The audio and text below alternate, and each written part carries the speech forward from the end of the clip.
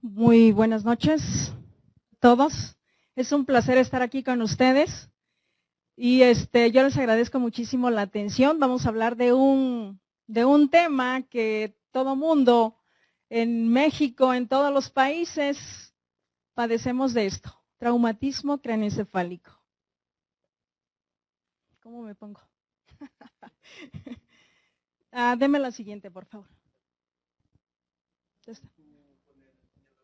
Ok, ahí estamos.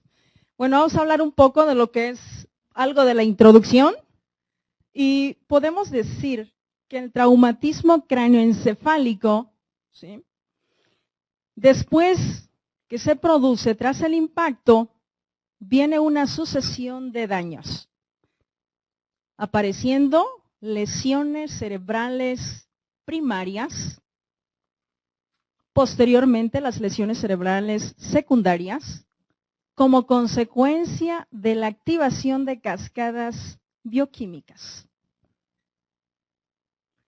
Fíjense, causa de mortalidad e incapacidades en todo el mundo, o sea, países desarrollados, en vías de desarrollo, etcétera. Es la causa más frecuente de muerte en traumatismo cerrado. En Estados Unidos son 50,000 muertes anuales. De 11 a 12 millones de ciudadanos europeos y estadounidenses sufren incapacidades por traumatismo cráneoencefálico.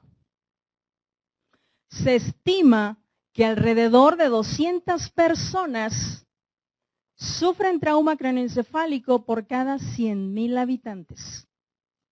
Afecta más a varones, ¿sí? La relación es 2 a 3, debido a los diferentes roles, ¿sí?, y conducta social del género.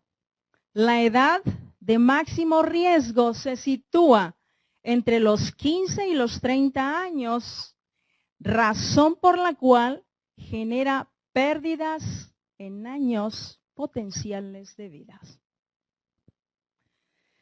Dentro de la clasificación, el trauma craneoencefálico se clasifica según su severidad, en leve, moderado y severo. Existen dos procesos diferentes involucrados en la mayoría de lo que es el trauma. Una lesión primaria que es causada directamente por el propio impacto, y un conjunto de lesiones secundarias que son el resultado de las complicaciones locales y otros sistemas corporales. Ejemplos: lesión cerebral primaria, desde una contusión cerebral, lesiones debidas a contragolpe, lesiones debidas al hueso esfenoidal y lesiones axonales. La lesión cerebral aguda, vamos a tener hematomas, la misma presencia del edema cerebral, el aumento de la presión intracraneal y los demás: falla respiratoria, hipotensión, hidrocefalia, etc. La lesión primaria, inmediatamente tras el impacto, es debido al efecto biomecánico y se produce por lesión celular, desgarro, retracción axonal y alteraciones vasculares. La lesión cerebral aguda se debe a una serie de procesos metabólicos, moleculares, inflamatorios, vasculares, iniciados en el momento del traumatismo. Se activan cascadas fisiopatológicas. Esto trae como consecuencia el incremento en la liberación de los aminoácidos excitotóxicos. ¿Qué trae esto como consecuencia? Una entrada masiva del calcio al interior de la célula. No solamente es calcio, Es cloro, es sodio, es agua, etcétera, lo cual produce una tumefacción y lisis de la célula. Por supuesto, conlleva la muerte celular por apoptosis. También se produce la activación del estrés oxidativo. Esto conlleva al aumento de radicales libres, que también nos trae como consecuencia daño mitocondrial. También, ¿qué tenemos? Trauma craneoencefálico, se pierde la autorregulación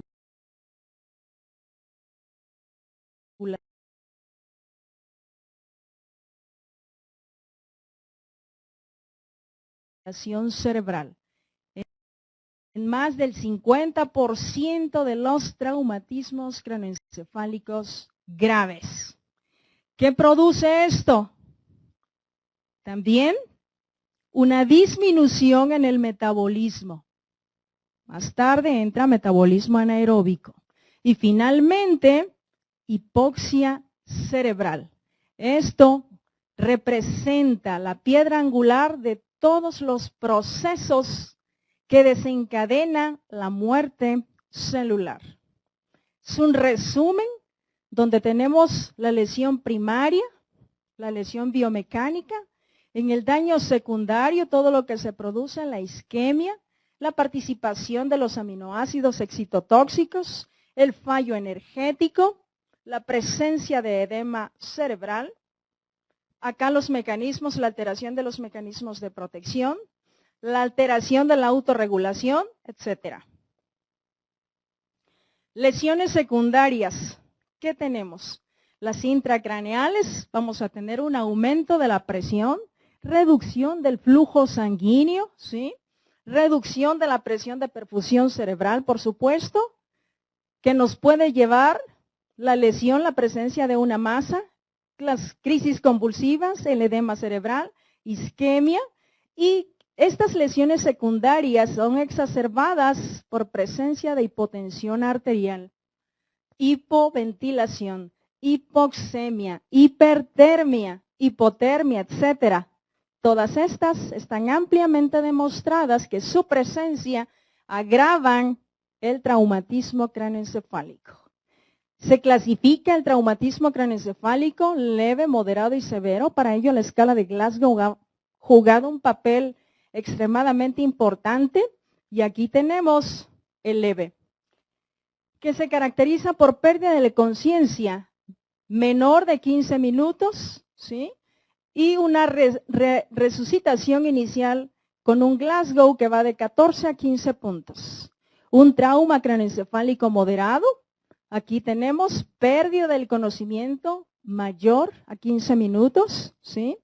Y con una resucitación inicial con un puntaje de 9 a 12 puntos. Y el grave, por supuesto. Acá tenemos que es la pérdida de la conciencia de más de 6 horas. ¿Sí? Entonces, esta clasificación nos ayuda, tenemos la clínica, hacemos uso de la escala de Glasgow y también, por supuesto, vamos a hacer uso de imágenes, tomografía, que ya hay clasificaciones para esto. Esto nos va a permitir identificar el grado de edema cerebral, desplazamiento de las estructuras, identificación de presencia de colecciones de sangre, cuyo desplazamiento lo vamos a poder tipificar desde el 1 hasta el grado máximo por imagen, por tomografía. Los factores, hay estudios que señalaron que cuando se encuentran estos factores desde el inicio, ¿sí?, son predictores de malos resultados, como es la hipotermia al ingreso, hipotensión en las primeras 4 horas, retraso en la monitorización de la presión intracraneal, el mecanismo de lesión, por supuesto, de alta energía, la edad, las personas que son menores de 10 años, mayores de 60 años, se han encontrado que tienen mal pronóstico. El tamaño y la reactividad pupilar, el patrón en la tomografía computarizada. Y por supuesto, el retraso al ingreso a una unidad de cuidados intensivos. El tratamiento toma 5 pilares, como es la prevención de la lesión primaria con neuroprotección, una atención adecuada desde el sitio donde ocurre el accidente, usar los protocolos de manejo que han sido estandarizados en todo el mundo en las unidades de cuidados intensivos, el uso adecuado y precoz de la cirugía y también control o atenuación de los mecanismos de lesión secundaria. El tratamiento en el sitio se procederá de acuerdo con los estándares establecidos de soporte vital avanzado al traumatismo, que conlleva vía aérea con intubación en pacientes con traumatismo cráneoencefálico grave, mantener la hemodinamia, un control del dolor y de la agitación, inmovilización cervical y de fracturas ortopédicas, mantener normotermia y minimizar el tiempo de traslado al centro hospitalario.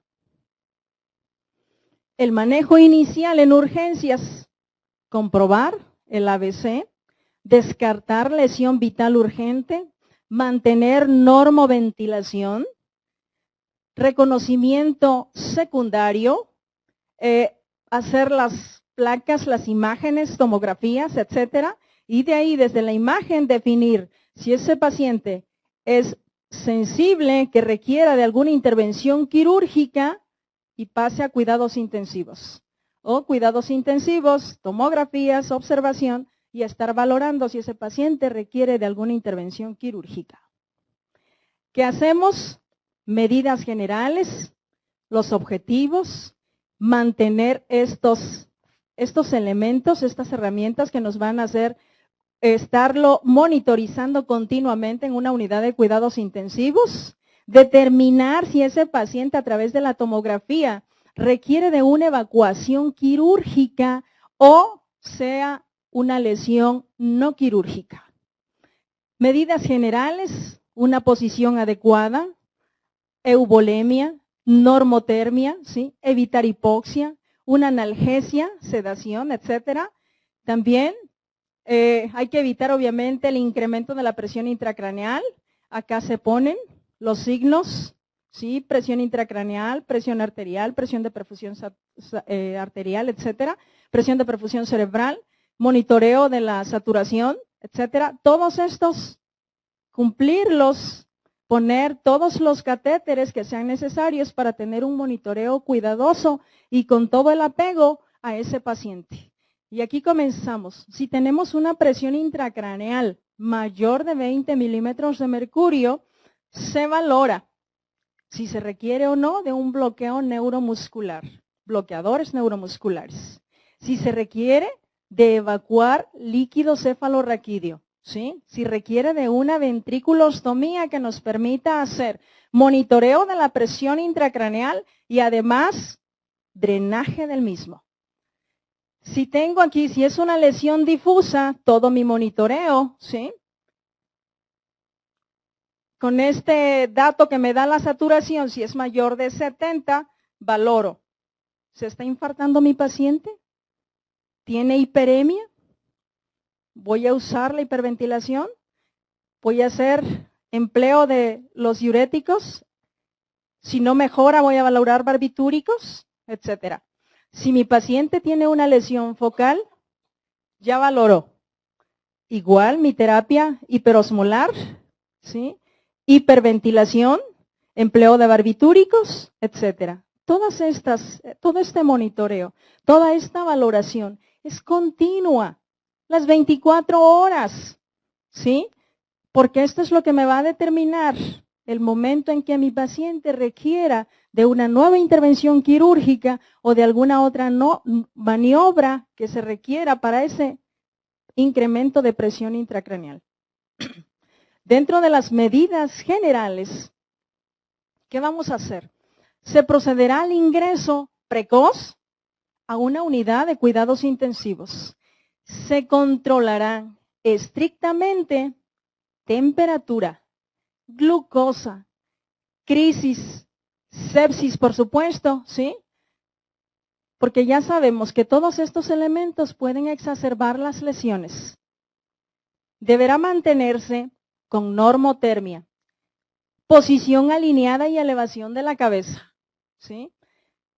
Control del dolor y la agitación, control hemodinámico, sedación, disminución del daño tisular, aquí vamos a ver la movilidad, el control de la disfunción orgánica y también estar atentos a la presencia, desarrollo de síndromes comportamentales. Hipertermia, todo. Medidas para abortar la hipertermia. Antipiréticos, ¿sí? Todas las drogas. Emplear las medidas, los medios físicos para evitar, ¿sí?, que la hipertermia me incremente el consumo y metabolismo de oxígeno a nivel cerebral. Entonces, usamos todo lo que esté a nuestro alcance. Los efectos de la pseudoanalgesia. ¿Qué vamos a lograr con ello? Reducción del dolor, control de la temperatura, facilita los cuidados, adaptación a la ventilación mecánica, reduce la respuesta hemodinámica, reduce la presión intracraneal, consumo de oxígeno, aumenta el umbral también de convulsiones. ¿Qué vamos a tener acá? Por supuesto que una pseudoanalgesia dificulta la valoración neurológica, ¿sí? ¿Qué hace? Dificulta la exploración neurológica, puede aumentar complicaciones infecciosas, reduce la respuesta a las catecolaminas, puede hipotensarse el paciente, ¿sí? Y esto también puede prolongar la estancia, obviamente elevando los costos. Neuroprotección. La neuroprotección en el trauma craneoencefálico es una lucha, ¿sí?, contra la biología de la naturaleza del trauma craneoencefálico. La neuroprotección intenta bloquear la cascada fisiopatológica que desemboca en el daño cerebral, así también como contribuir a la reparación del sistema nervioso central. Obviamente, hay muchos elementos que invalidan los ensayos clínicos de neuroprotección. Se han hecho en todo el mundo. Sin embargo, no se ha podido encontrar ni el fármaco ideal, ni se han podido conseguir cosas sustanciales. El traumatismo craneoencefálico experimental es distinto que en el ser humano. En experimentación, el tiempo de intervención ultracorto también invalida. Resultados no extrapolables, ¿sí? Y así nos vamos. Traumatismo craneoencefálico es leve, distinto del moderado y grave, etcétera. Todos estos elementos han hecho que la neuroprotección, ¿sí?, no tenga, así como el resto de los estudios de gran peso. Seguimos haciendo ensayos, seguimos, si llegan algunos estudios así, los llevamos a prueba, etcétera, pero no hay nada sólido todavía. Hipotermia, esto también tiene muchísimos años que se ha empleado. La posible utilidad de la hipotermia en los pacientes neurocríticos como una medida para controlar la presión intracraneal. Ya desde los últimos 15 años se han hecho muchos estudios, ¿sí?, estudios clínicos que han investigado la eficacia de la hipotermia en el traumatismo craneoencefálico grave, con dos objetivos: neuroprotección y control de la presión intracraneal. Sin embargo, hasta hoy en día, los resultados en cuanto a recuperación neurológica y mortalidad siguen siendo conflictivos o discordantes. El manejo de la presión de perfusión cerebral. El uso clínico de la presión de perfusión cerebral como diana terapéutica para el control de la hipertensión intracraneana o la isquemia se basa en la hipótesis de que un flujo sanguíneo cerebral óptimo es necesario para mantener las necesidades metabólicas de un cerebro dañado. El objetivo en las guías de tratamiento se ha reducido a estas recomendaciones. Mantener una presión de perfusión cerebral que oscile de 50 a 70 milímetros de mercurio. ¿Qué se requiere también? Líquidos. Tanto la hipovolemia como la hiposmolaridad son deleterios, ¿sí? Son nocivos en el trauma craneoencefálico y se tiende a mantener a los enfermos con normovolemia, evitando la hipotonicidad. Fármacos vasoactivos, emplearlos con muchísima cautela. Se prefieren en general los agonistas alfas como es la noradrenalina y hay que ser conscientes que el usarlos puede empeorar el edema cerebral, ¿sí? En estos enfermos porque ya está perdida la autorregulación. Entonces, usarlos con cuidado. En resumen, el trauma craneoencefálico severos vamos a tener medidas generales, drenaje ventricular, si así es la situación, hiperventilación moderada de 30 a 35 milímetros de mercurio, la presión parcial del CO2, ¿sí? Soluciones osmolares o diuréticos con una dosis de 0.5 hasta 1 gramo kilo de peso. Otras medidas en el segundo nivel, vamos a valorar emplear barbitúricos, hiperventilación, cirugía descompresiva y el empleo de la hipotermia. ¿Qué tenemos? Guías para el manejo del traumatismo de acuerdo a la fundación. Valoradas, algunas desde el 2000 y otras nuevamente en el 2007. ¿Qué nos dicen ellos? ¿Qué nos dicen? Que para el umbral de la presión intracraneal, el nivel de evidencia, son insuficientes los datos. Sin embargo, hacen sus recomendaciones. ¿A dónde? ¿En qué momento hay que comenzar ese monitoreo de presión intracraneal? ¿En qué momento hay que usar medidas farmacológicas o de drenaje?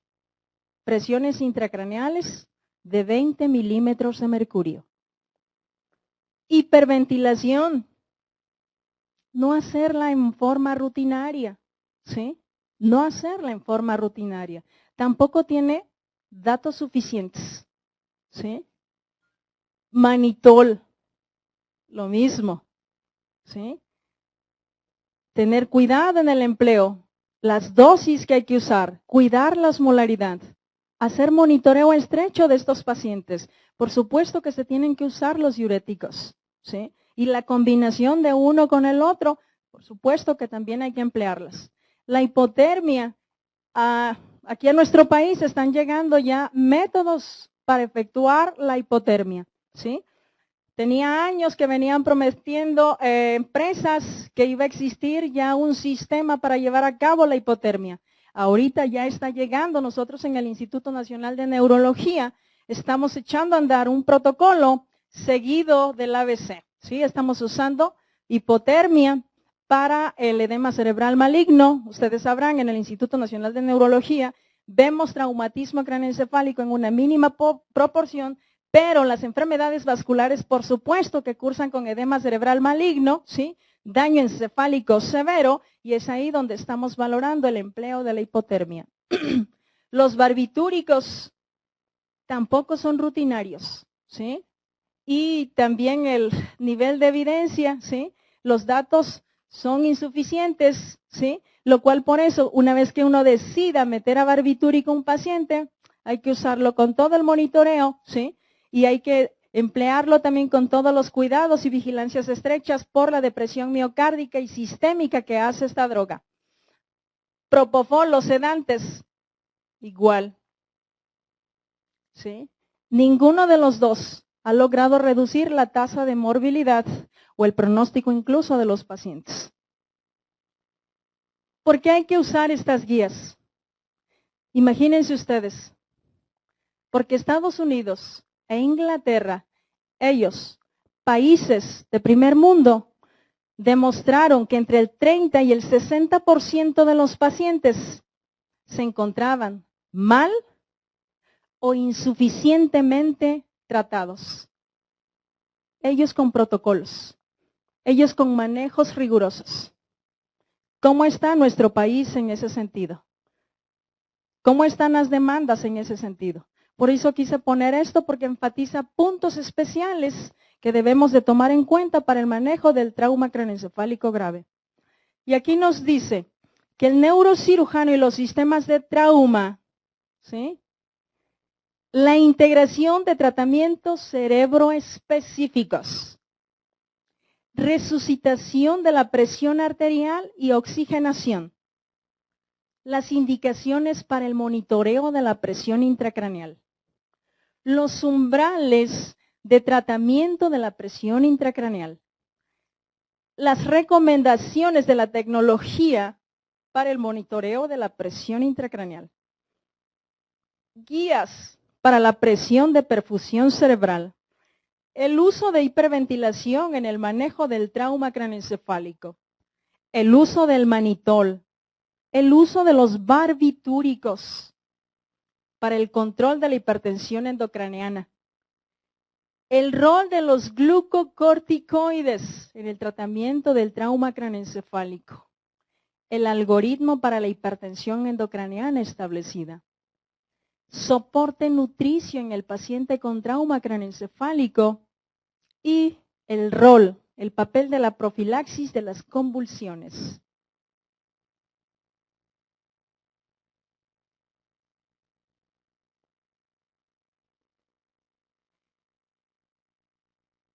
Todas las regiones de Estados Unidos deben de tener un sistema de trauma organizado. Eso debería de establecerse también en nuestro país. Opciones. Los neurocirujanos deben iniciar el plan de neurotrauma, incluyendo el manejo prehospitalario y el triage. Mantener un sistema de llamadas apropiado y revisar, ¿sí?, todo lo que son los lineamientos con el fin de mejorar calidad. La participación en programas de educación, no solamente del equipo multidisciplinario, sino también a la gente, a la población. La población necesita educación. Los servicios de trauma deben tener un servicio de neurocirugía activo o pasivo, ¿sí? Quirófano disponible y completo. Terapia intensiva, laboratorio y estudios de gabinete inmediatos. Sabemos que hay muchas cosas que no son posibles en nuestro país, ¿sí? Lo sabemos. Por eso se hace un poco difícil creer que estos puntos se puedan llevar a cabo en nuestro país. Sin embargo, aquí están los lineamientos. Y estos lineamientos seguidos con toda la precisión han disminuido tasas de mortalidad en aquellos países. En los medios rurales se debería de entrenar un cirujano general, ¿sí?, para la evaluación y atención inicial de neurotrauma, incluyendo el tratamiento quirúrgico de un hematoma extradural que comprometa la vida.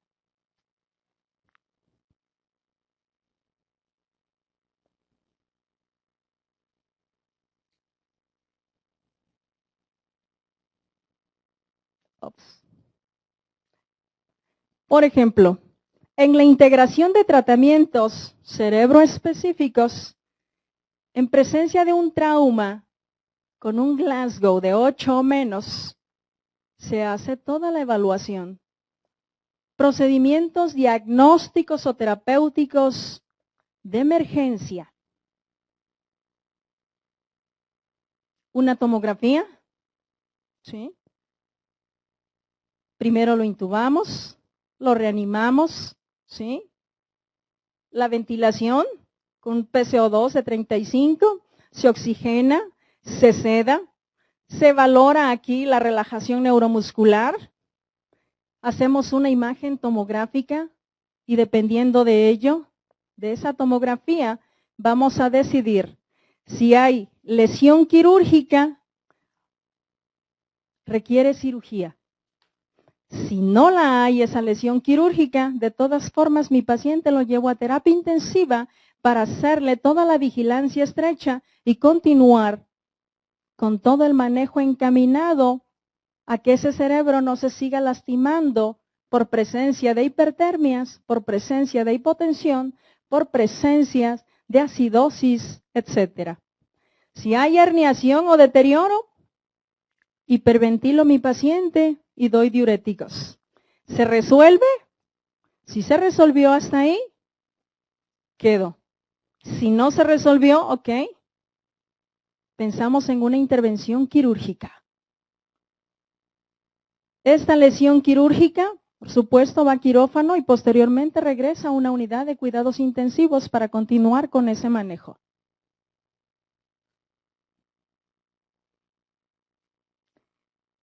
En la presión arterial, las guías nos dicen que la hipotensión arterial, una presión arterial sistólica menor de 90 milímetros de mercurio y la presencia de hipoxia, cianosis o apnea en el evento, en la escena, con una presión de oxígeno menor de 60 milímetros de mercurio, deben de ser estos dos elementos evitados, ¿sí? No hipotensión arterial. No tener hipoxia, mi paciente. Corregirlos en forma inmediata. Dentro de las opciones, una presión arterial media debe de ser mantenida por encima de 90 milímetros de mercurio a lo largo de toda la evolución del paciente para tratar de mantener una presión de perfusión cerebral de 70 o mayor de 70 milímetros de mercurio. Las indicaciones para el monitoreo de la presión intracraneal. Las guías recomiendan que el monitoreo de la presión intracraneal es apropiado en los pacientes con un Glasgow de 3 a 8, luego de una reanimación adecuada, ¿sí? Y con una tomografía anormal, ya sea presencia de hematomas, contusiones, edema, ¿sí? O las cisternas que estén apretadas. También está indicado si tiene una tomografía normal, pero con 2 o más de los siguientes hallazgos al ingreso. La edad mayor de 40 años, ¿sí? Posturas motoras uni o bilaterales o una presión arterial sistólica menor de 90 milímetros de mercurio. Con estos elementos es la indicación de monitorizar mi paciente. El monitoreo de la presión intracraneal no se indica en forma rutinaria. No es indicada en forma rutinaria en los pacientes con este Glasgow de 9 a 15. Sin embargo, el médico puede elegir, ¿sí?, monitorizar la presión intracraneal en algunos casos. Pacientes conscientes con lesiones traumáticas, pero con efecto de masa, lo cual sí puede esperarse que ese paciente se deteriore por ese efecto de masa.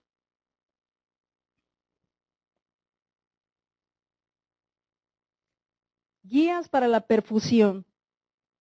La presión de perfusión cerebral debe de ser mantenida en un mínimo de 70 milímetros de mercurio.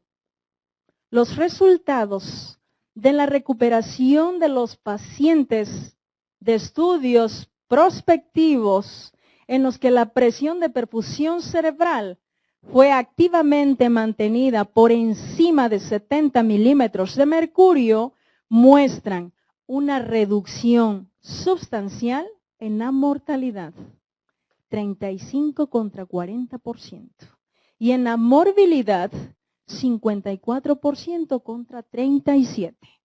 Comparados obviamente con este banco que tiene muchísima información y por supuesto las recomendaciones fundamentales.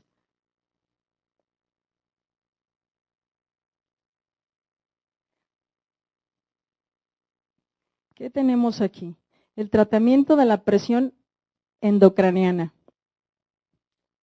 Monitorizamos, mantenemos nuestra presión de perfusión cerebral mayor de 70 milímetros de mercurio, una presión intracraneal si está mayor de 20 milímetros de mercurio, ¿sí? Se puede valorar un drenaje ventricular, ¿sí? Si continuamos con una presión intracraneal mayor de 20 milímetros de mercurio, si esto es así, considerar repetir esa tomografía. Si continúa la presión intracraneal, se valora hiperventilación. Y ahí llevamos al CO2 entre 30 y 35 milímetros de mercurio. Acá el algoritmo nos señala si esa presión intracraneal mayor de 20, acá tenemos, si ya no fuera así, entonces que se debe de retirar el tratamiento, pero en forma lenta, en forma cuidadosa, ¿sí? Pero si no lo es así, entonces seguimos con esta fase. Nueva tomografía, hiperventilamos, etcétera. Y seguimos aquí con este algoritmo, con una presión intracraneal si continúa mayor de 20, ¿sí? Si eso es así, pasamos a la siguiente fase. Considerar las terapias de segunda línea, como es, fíjense esto. Si continúa con presión intracraneal mayor de 20, ¿qué hacemos? Hipotermia, considerarla. Una craniectomía descompresiva, ¿sí? Barbitúricos a dosis altas, hiperventilación, aquí la presión parcial de CO2 menor de 30 milímetros de mercurio, ¿sí? Sin embargo, la hiperventilación dentro de la norma, en ausencia de hipertensión endocraneana, la presión parcial de CO2 menor de 25, crónica y prolongada, debe de ser evitada. De todas formas, los mecanismos del cerebro en 4 horas, esa hiperventilación ya no le hace nada, ya no le funciona, ¿sí? Porque el mismo sistema nervioso devuelve su flujo sanguíneo cerebral. Esa reactividad de los vasos ya no funciona. Entonces, por eso, ni crónica ni prolongada. La guía nos dice que debe evitarse el uso de la hiperventilación profiláctica, ¿sí? Durante las primeras 24 horas. Porque puede comprometerse la perfusión cerebral, ¿sí? Debido a que el flujo sanguíneo en ese momento está disminuido. ¿Qué podemos hacer? La hiperventilación puede ser necesaria, pero por un periodo corto. Ante deterioro neurológico agudo o cuando hay una hipertensión endocraniana refractaria. En este caso se recomienda, ¿sí? Hay que monitorizar la saturación flujo e identificar la presencia de isquemia, de hiperemia, etcétera, y darle el manejo de acuerdo a cómo nos estén mandando estos datos.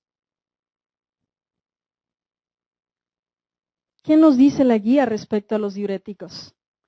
El mannitol principalmente es muy efectivo en el control de la presión intracraneal, aumentando después de un trauma craneoencefálico grave.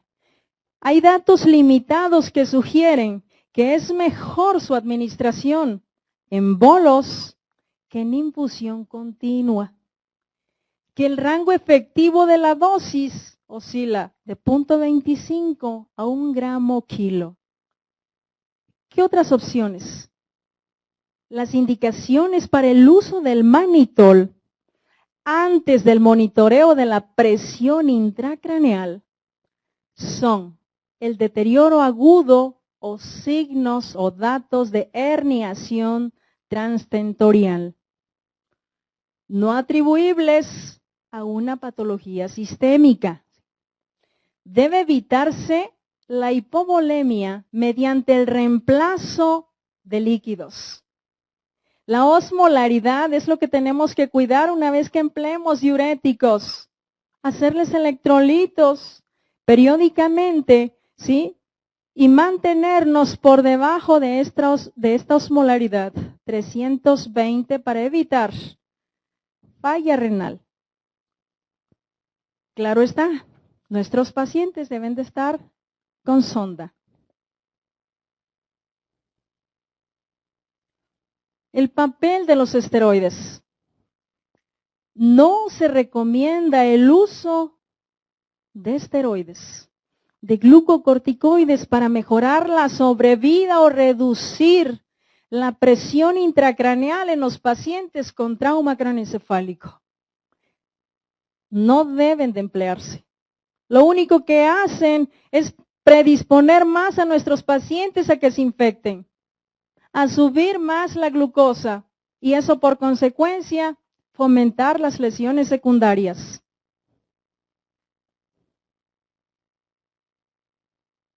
La profilaxis de las convulsiones. No se recomienda la utilización profiláctica, ¿sí? Ni de DFH, ni de carbamazepina, ni de fenobarbital para prevenir convulsiones. No se recomiendan, a menos que la persona esté tomando anticonvulsivantes desde antes del trauma, a menos. O que haya presentado crisis convulsivas en el momento del trauma craneoencefálico. Si no hay nada de esto, no se recomiendan. Hay más efectos deleterios con el empleo de las drogas estas, de los anticonvulsivantes, que los beneficios. Antes en nuestra casa, en el instituto, todas las personas que llegaban con un ictus, era darles profilaxis. Sí. Seguimos normas. Opciones.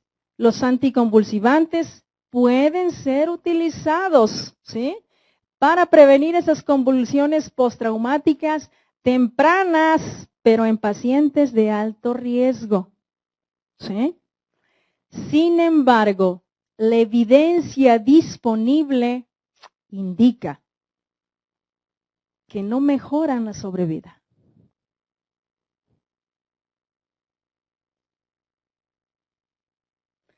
El uso de los barbitúricos.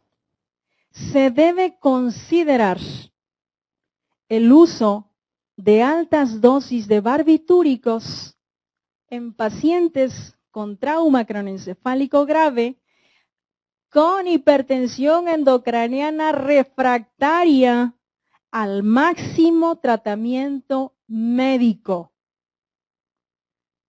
y o quirúrgico, ¿sí?, para controlar la presión intracraneal elevada, los cuales estén hemodinámicamente estables y con posibilidades de sobrevivir.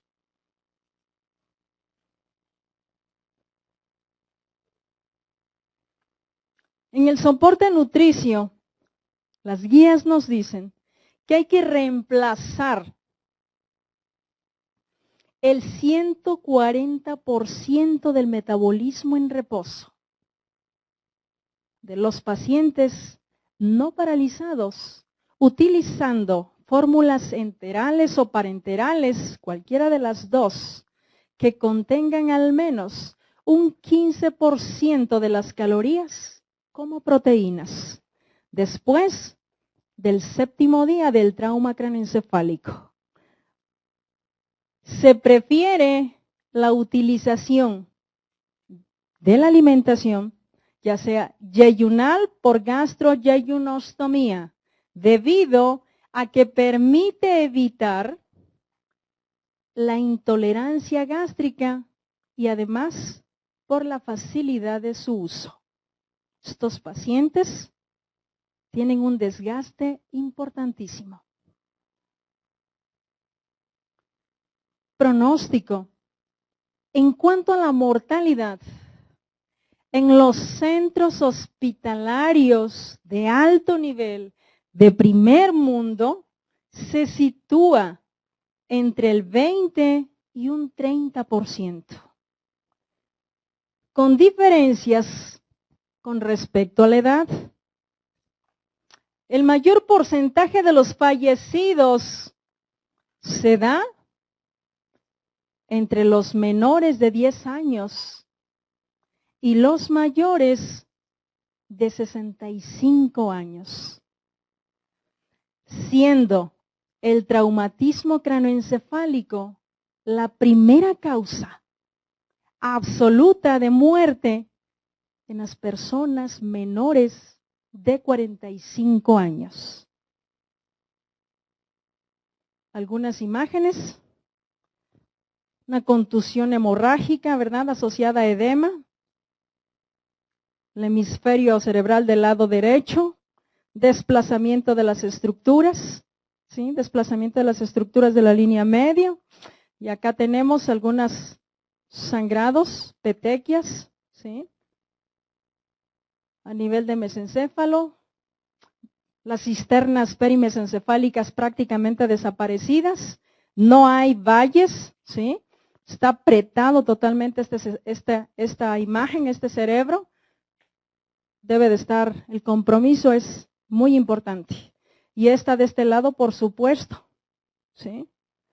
El desplazamiento de las estructuras de la línea media, comprometiendo la vida de este paciente. ¿Qué más tenemos? Desplazamiento de las estructuras, hematomas, ¿sí? Con desplazamiento de las estructuras de la línea media totalmente, casi del lado derecho, comprometiendo la vida, ¿sí? No hay valles, ¿sí? No hay valles. Y aquí tallo encefálico prácticamente está perdida totalmente la relación. Es parte de la bibliografía que consultamos para poderles traer esta información. Y con esto termino mi plática, mi charla, y esperamos participación de ustedes, enriquecer esto. Todos estamos frente de una terapia intensiva y la verdad todos participamos de una u otra manera en el manejo y en la reanimación de estos pacientes. Sigue siendo problema de salud pública, no solamente en instituciones públicas, sino también en instituciones privadas. Y nuestra gente, nuestros hermanos, nuestros mexicanos, siguen siendo sometidos muchas veces a manejos, así como en Estados Unidos, en Inglaterra, inconclusos, faltos, sin apego a protocolos, lo cual conlleva a más tasa de morbimortalidad. Y finalmente estos pacientes se mueren, muchos de ellos en los primeros días, por el trauma craneoencefálico severo. Y finalmente, una gran proporción de ellos puede llegar a fallecer de procesos infecciosos. ¿Por qué? Porque tanto sistema nervioso central está íntimamente ligado al sistema inmunológico. Están íntimamente abrazados, lo cual contrae a mayor daño encefálico, mayor daño inmunológico. Muchísimas gracias.